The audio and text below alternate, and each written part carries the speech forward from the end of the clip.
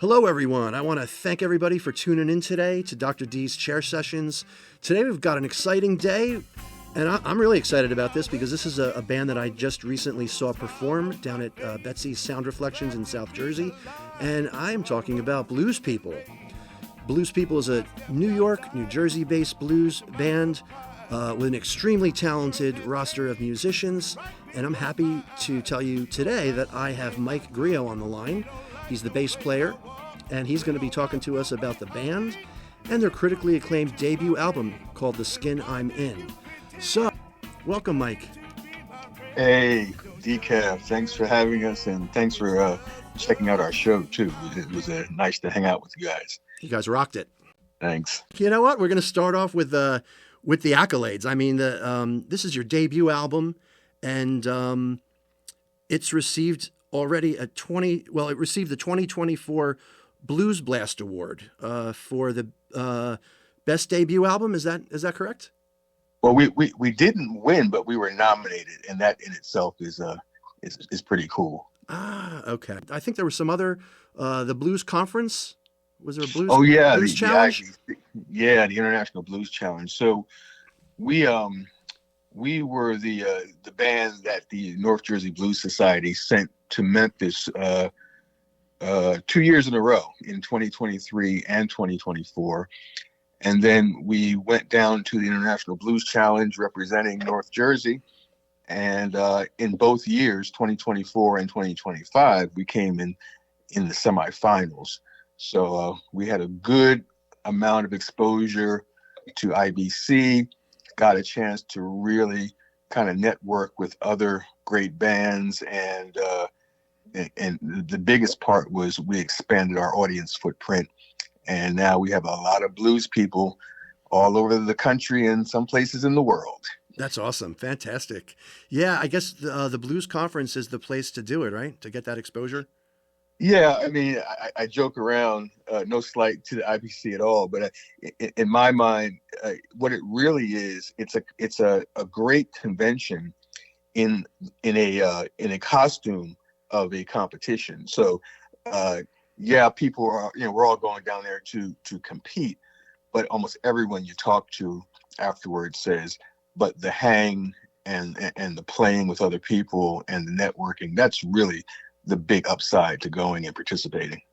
Everybody that I've talked to that goes to that, I mean, it's a good time. Yeah. Oh yeah. Yeah. It's Memphis. So, there's that, right? Right on. Yeah. So, let's see. Let's start with you before we go on to talking about the band. Let's start with you. Tell us a little bit about your musical background, your influences. Cool. Well, I started as a classical cellist when I was 7. And so that's kind of where I got the literacy from, because, you can't play a classical instrument unless you read. And right. It also sort of helped later on when I switched to bass when I was 14, because I was already pretty good at playing a fretless instrument. So, I taught myself how to play bass, basically using cello as my information. And it wasn't anything noble. I just really loved all pop music as well, and I wanted to play in a band, and I couldn't play in a band playing cello. So I figured, hey, maybe the girls will look at me if I switch to a cool instrument. So that's how I started on bass, and listened to everything. Early on, I was definitely into sort of really orchestrated pop music, in terms of early Chicago and Pink Floyd and Earth, Wind & Fire and the Isleys and Parliament Funkadelic. And the first blues artist I was aware of, and I was probably around, let's say 12 or 13, my father had a Bobby Blue Bland record. Ooh, yeah. And my father, he's just the average guy. He doesn't play anything, and, the average listener. But whenever I would play that, he would come downstairs to the basement and just kind of stand on the steps and kind of smile, because I think that's kind of what resonated with him. He liked Bobby Blue Bland, and he liked Nancy Wilson. Oh, yeah, great vocalist Those were too. his two things. Yeah. And then so I was that typical kid that would lock himself in the basement for hours and needle drop and try to play every bass line on every song that I could. And I'm sure I'm no different than a lot of other kids that age who just, found, we're kind of enthralled with this magic of music. So is that what was playing in your house? You said your parents weren't musical, but there was music. No, they weren't. But yeah, there was music playing in the house. Yeah, and my mother would. I remember everything from her singing, just cleaning the house, and this is before when she was still a housewife. She would sing everything from Nat King Cole to Mario Lanza to Engelbert Humperdinck to Aretha Franklin. So she also, I didn't know it at the time, but she had also a very broad appreciation of a lot of different music. I was just going to say that's a pretty broad range. Yeah. Yep. Yeah. And she was the most encouraging woman I've ever known. So once I started to excel at cello and then switch to bass, she was sort of disappointed in me because I didn't practice. I did make it as a kid. I was 7th chair All-State in cello. So I had made it a certain distance, and probably the only black kid in the 70s playing cello at that time. Wow. Okay. In New Jersey. And but she couldn't stop my curiosity on bass because no one had to tell me to practice bass. But they would yell at me to practice my cello. So when you picked up the bass, started playing the bass, did your influences change?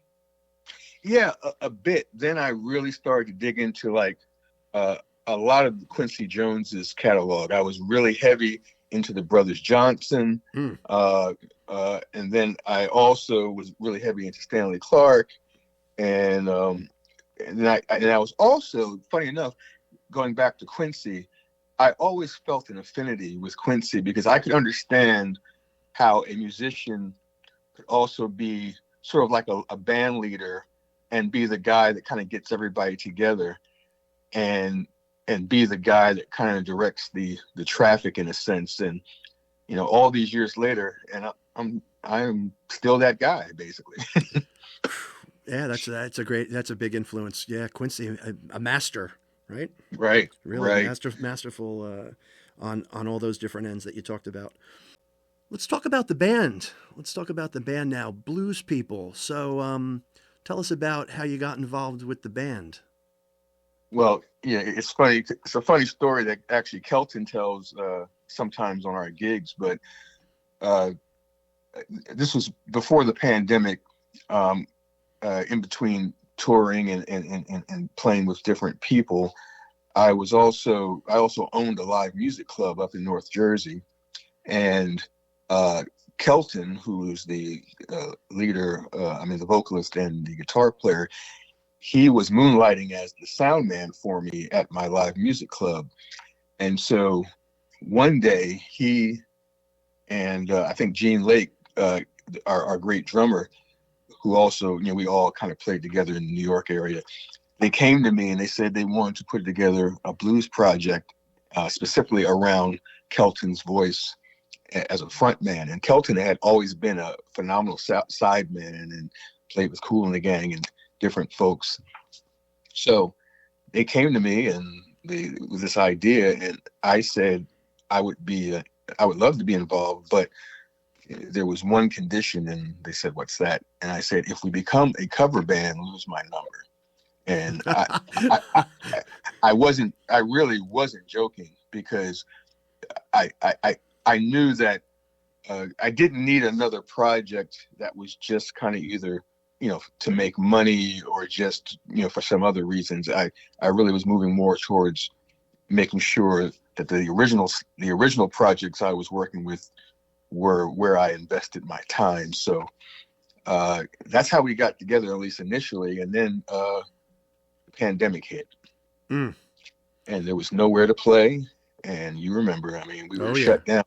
All the venues were shut down. Everything was shut down. And so we started writing and recording like most people did during the pandemic. And the album was born of that ability to focus together, because I actually believe, given our schedules as professionals, we probably would have never gotten together had the pandemic not slowed us down. I was just going to say that. Yeah, so in a way, it became a blessing for this project, because I don't see us even down to coordinating our schedules. I mean, I do that for the group, and it's tough every single day just to get everybody on the same page, you know. So the venues were closed down, but the creative force wasn't closed down.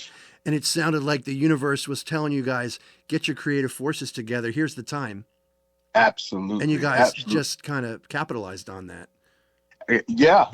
I mean, you know, when you're a creative or a musician, you know, we all remember a time where we didn't have gigs and we just loved to play. And that's how it all starts for most of us. So that's what we went to. Everybody just kind of went inside of themselves. And, you know, you think about it, it's because there was no financial incentive out there for, you know, temporarily. Sure. So you're going to sit around and moan, or are you going to just do what you've always done, which is, you know, your art. And that's what we did. So what was the creative process like during that time? Were you all getting together? Were you doing things in your own space? It's a little bit of a hodgepodge of everything. Like, for example, like I have a studio, 𝐿𝐷𝐸 has a studio. And so there were times where we would, for example, we'd go over to Gene's studio, and I remember we were still wearing masks, you know, around each other at that time. But Gene has, you know, his drum set up and a couple other things going on. So we would record what we call nucleus tracks, and essentially just Gene, myself, and Kelton just kind of playing grooves and trying to get some feelings, you know, recorded that we liked. And then what I would do is he would export and I would import into my studio. And then Kelton and I, in most cases, would then take those nucleus tracks and then we would start to tell our own stories. And I gave the process something called passing the football, because what I didn't want to do was rely on the music to tell the stories. I've always felt that the story is always most important. And so you remember the old yellow legal pads? Oh yeah. I have one. To be honest with you, I have one right in front of me right now. Yeah, I still have a lot of them. I love them. And so I gave him one, and I took one, and then gave him a pencil, and I took one, and then I just said to him, let's just talk about what we think about what's going on, and you know, all the years we've been alive and what we've seen. And literally, we were putting pen to or pencil to paper long before we went back and tried to marry those stories with the music chunks that we had. Wow. So it was really, you all laid the foundation collectively, creatively for this, and this was laying the ground for the debut album, correct? Right. Wow. And you know, I remember that was about the time that we were about to go down to Memphis for the first IBC in 24, and the record wasn't quite ready in terms of all the things that we would have liked to have done, but I sort of pulled rank on the project and got it together, because I didn't want to go to Memphis and IBC without our record in hand. So that's what I did. Right on. Yeah, nice. Did you already have the band name at the time, or were you still? Was that? Yes. Yeah. Does that work out from the beginning? Yeah. As a matter of fact, I think the band name and the brand probably predated us actually being a band, because I'm sort of like that. I had a very firm vision of how the band should show up out there in the field. And so I just kind of put pressure on myself and everyone else to catch up to this emerging brand, and it kind of worked out. The power of manifest. Exactly. pretty much, right? So Exactly. yeah, so tell us about the inspiration for the name. Tell us a little bit about the book. It's based on a book, correct? Yeah, yeah. Some people would refer to a seminal work by Leroy Jones, aka Amiri Baraka, and it's called Blues People. The book is called Blues People, Mm. and it essentially just tells the story of the African American through like the jazz era and beyond into the 60s and 70s. And although we tell our own stories, I felt that just the moniker, the Blues People moniker, I thought it was perfect for both, kind of loosely calling all of us blues people and our fans as well. And then also, a little bit of a double entendre, sort of being, sort of unapologetic about the fact that we're telling a very specific set of stories. And that's the blues. The blues is always about storytelling. Amen. Yeah, that it is. And who can't relate to the blues at some point or another? Right, right, Um, right. so now, are you guys touring now, playing now?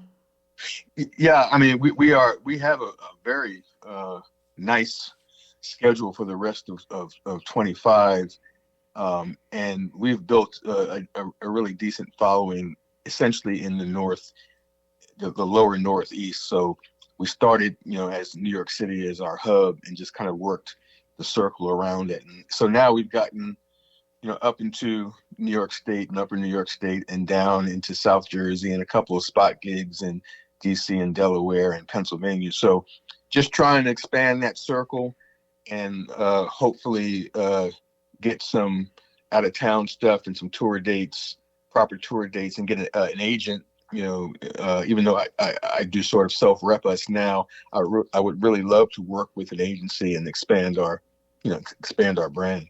Great, great, great. You guys are a force. You got a great vision. The power of manifest. Great. You guys are off to a great start already. And Thank you. talking about the shows and touring, you guys also have a show coming up over the summer at the Lizzie Rose Music Room in Tuckerton. Hmm. Hmm. And so tell us about that. You know much about the room?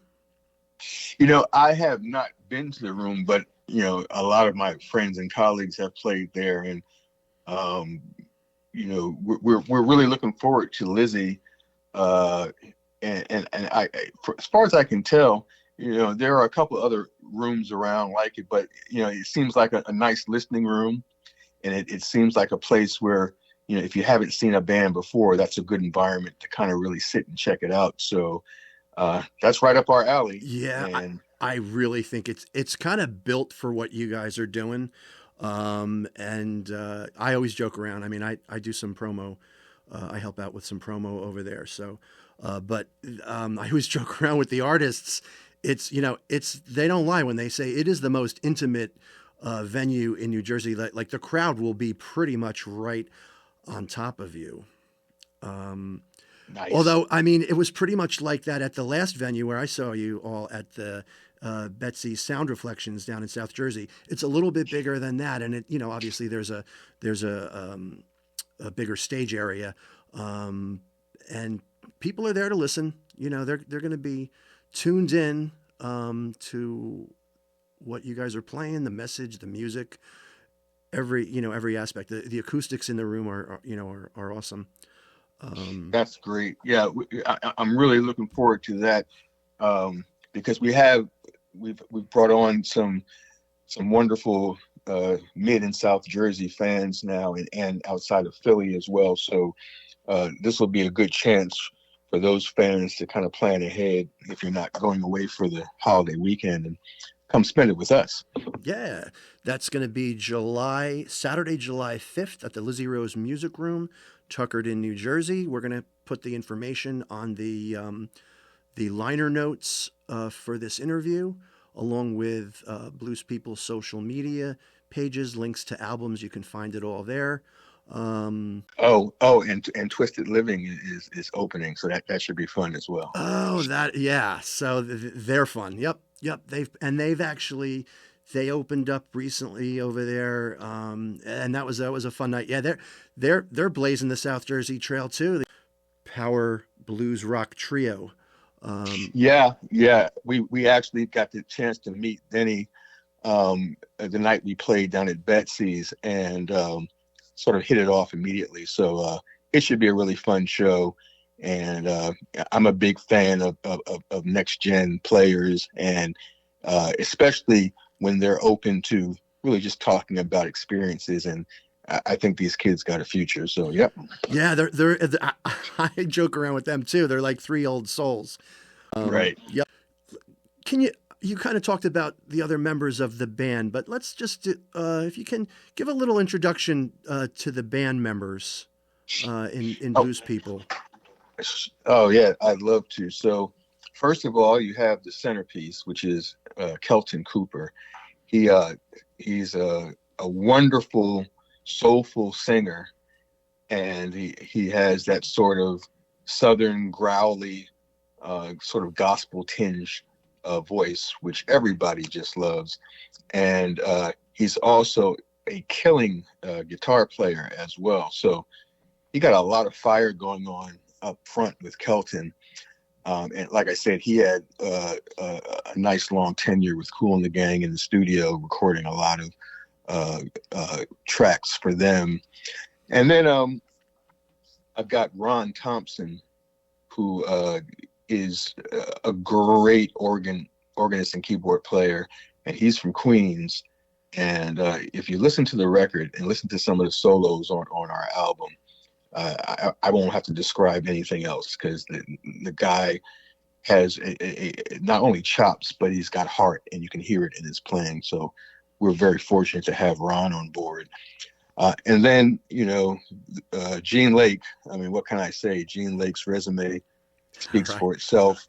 Multi-genre, world-class drummer, played with everybody from Sanborn to 𝘱𝐸𝐻 to Boz Scaggs, and the list just goes on and on and on. And he is probably one of the most fun drummers to play with in terms of, as a bass player. We love drummers, so Gene is a blast to play with. And those are the dudes. And then, I try to do what I can on bass. Right on. So Blues People is the name of the band. I'm speaking with Mike Griot from Blues People. Their debut album is called The Skin I'm In. Check it out. Anything else you want to close off with, Mike? Well, first of all, thank you for having me on. And you guys definitely follow us. We're going to make sure that you guys have access to all the links in the social media. And just one more thing I'll say, live music is worth preserving.